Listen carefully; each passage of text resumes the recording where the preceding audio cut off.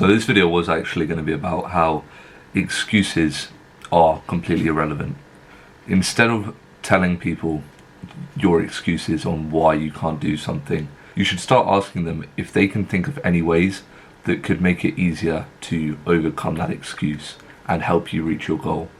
But then it got me thinking, I wanted to make a video more about the mindset that went into my weight loss, because excuses are a limiting belief. Like, that's all they are, really. If you have an excuse, I can't lose weight because I have a slow metabolism, that is an excuse, and that's your brain stopping you from, well, it's making it harder to reach the goal that you actually want. And obviously I've lost a bunch of weight. I've lost 90 pounds in just over a year, and there's enough information out there that everyone knows how to lose weight, calorie deficit. People know what to do, but people can't seem to do it. And I think the main reason is just their mind.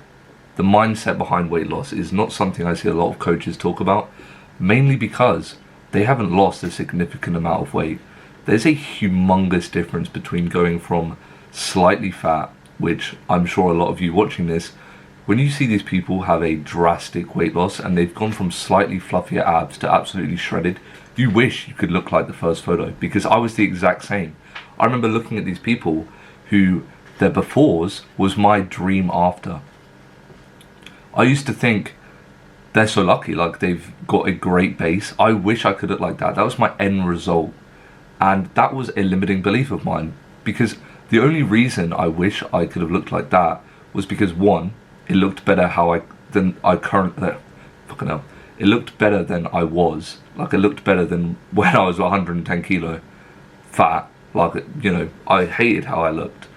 But another reason why I thought I would just rather look like that, I would just get my cut done, look like that, not be completely shredded, and just have that slightly fluffier build, was because deep down I didn't believe that I could ever get to that point of truly shredded. And I'm going to be completely honest, I'm not there yet. I'm not at the point where I want to be. I'm just a bit below where I imagined I would be, I dreamed I could get to. So most people's before, I'm at that point now. And my mindset switch, now that I've got to that physique that I once sort of dreamed about, to now wanting to get past that, is insane, because it's like I've set a goal, I've reached that goal, and I'm still not content. But now I believe it's possible to get to that next stage, and I will get to that next stage. So I wanted to cover a few main points that almost stopped me from losing 90 pounds. And number one is kind of a big one for me, is justifying why I would eat more or have a cheat day, or justifying why I wouldn't train as hard, or justifying why I wouldn't do the cardio.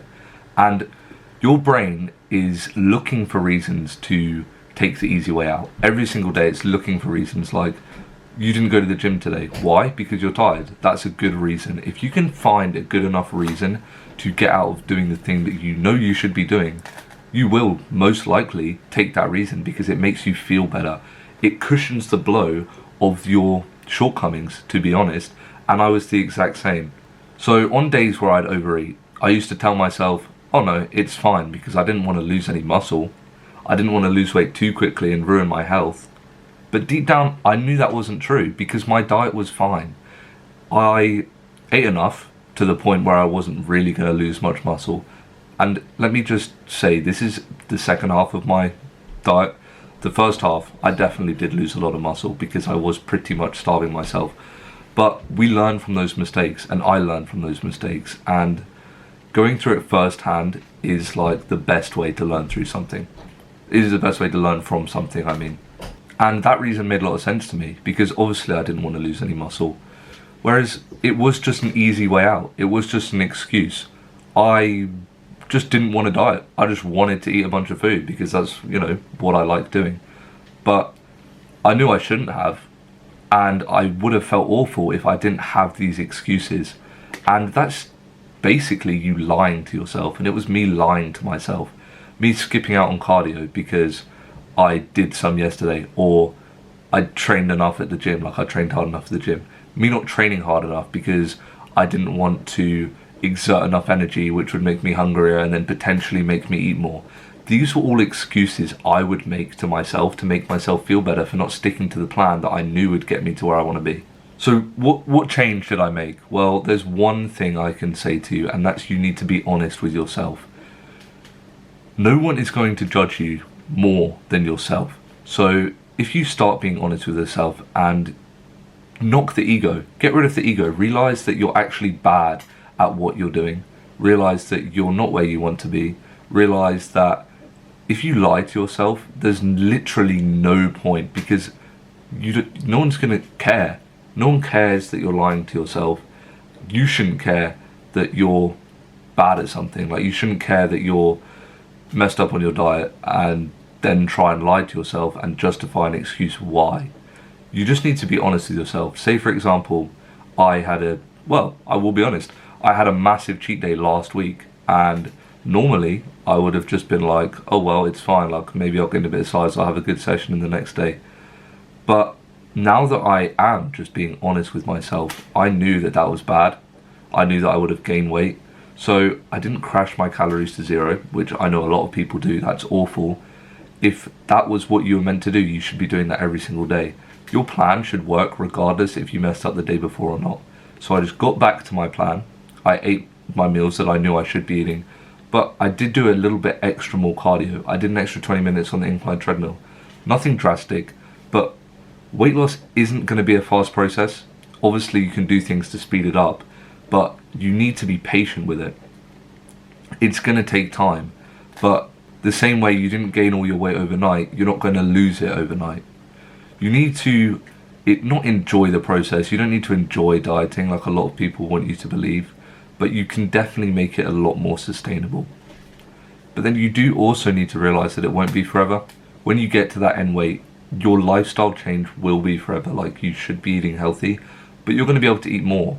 And if you diet now and then build muscle, if you haven't got very much muscle to begin with, the more muscle you build throughout your life, you're just going to be able to eat more and more while looking better and better. So do the hard things now. It will take, it took me a whole year.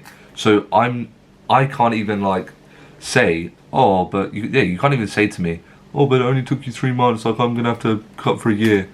I had to cut for over a year to get to a point where I'm happy, and I'm still cutting now before I can even begin to start going into a lean gaining phase, and then my calories will start increasing and I'm going to be able to eat more and more. Then I'll be able to enjoy what, for me, was the main reason why I lost the weight. So I could see my muscles, so my lifts would be more impressive, and so I could eventually eat more without looking worse by doing so. Now, another mindset thing that I struggled with was not seeing results. When you have so much body fat to the point where day to day you don't really notice anything. You go from a massive belly to a slightly less massive belly, but it's not good. Like, you're not happy with your results. You need to almost detach yourself from looking in the mirror. The progress is going to be motivating. It's going to be addicting, but there will be times where you'll go for a week, 2 weeks. You will not see any progress in the mirror. You will not see the scale drop. But what you've got to understand is the human body is very complicated, and you just need to trust in the process that's working. Maybe do some more cardio, drop the calories a bit lower, but don't get disheartened if you're not seeing results every single day. Don't get disheartened if the scale plateaus for a week or so and it doesn't move, because I had that. I used to stay at the same weight for a week, 2 weeks, do the exact same thing, and then one day I'd drop 3 kilos. I'd wake up and I'd be like, wait a minute, why am I low-key looking pretty shredded? And it's just weird. I can't explain why that happens. I've spent a lot of time researching into it. It's just weird how everyone's body is different. There's multiple different reasons, but at the end of the day, it doesn't matter why that happens. What matters is that it doesn't mean that you just go off plan and you're like, oh, what's even the point? I think this is my skinny peak. I'm just meant to be built big. Like, I'm big boned. I don't want to hear any of those excuses. You just need to not let it alter your plan, and the results that you want will come. Like I keep saying, you just need to be patient. You need to trust in your good plan. But then again, on the flip side of that, if you're not seeing results after a month of doing the same thing, you might want to review your plan. You might want to see that it's maybe not working, and you might want to reconsider changing it. So there's definitely a balance, but for the most part, a lot of the guys that I work with, they might not see the weight drop for a week, or they even see it go up, and I'm like, and they message me and I'm like, don't worry, just keep doing what I've told you to do. I know it works. I've designed it around your life. I know it's gonna work. And then a week later they're like, yo bro, I just woke up, I'm down 3 kilo, and I'm like, yep, what a surprise. Like, it's not surprising. The good thing about fitness, especially weight loss, it's unlike anything in life. Some things in life you can put in 100% effort and get nothing out.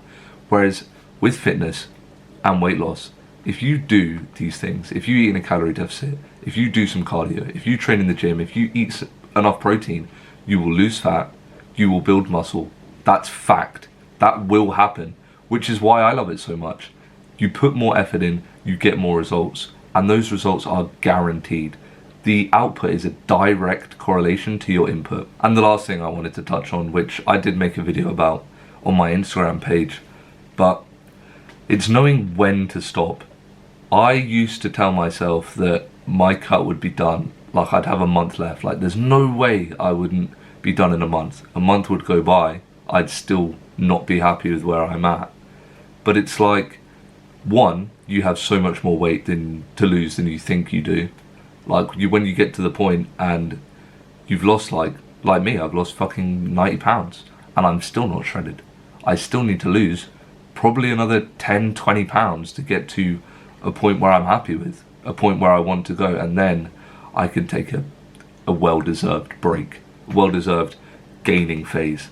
But what I would say, and what I found very helpful after repeated times where just another 5 kilo, just another month was not the case, is to just not set a target. Set a visual target. Be like, okay, I want to look like this. I want abs. I want to be lean. But don't set a weight target. Don't set a time frame target, because why would you do that? It doesn't matter. Just stick to your plan until you're happy with where you're at, and then you can move on from there.